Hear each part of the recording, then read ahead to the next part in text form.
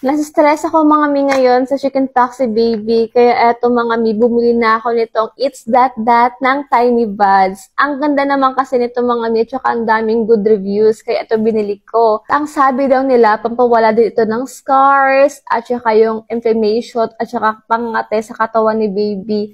With soothing gel na rin pala ito mga mi, at saka paraben-free na rin. Ayan mga mi, pwede mo siyang ilagay sa face ni baby, sa neck niya, at saka sa body niya. At every pahid mo to sa balat ni baby ay meron siyang cooling effect. Yun talaga yung pinaka nagustuhan ko dito mga mi sa Tiny Buds na to na dot-dot. Non-sticky na rin pala ito mga mi. Promise, hindi talaga siya sticky pag in-apply niyo sa balat ni baby. Kaya kung may chicken pox din, yung baby mo, katulad ng baby ko, eto mga mi, It's That That ng Tiny Buds. Ang ganda, napakamura lang.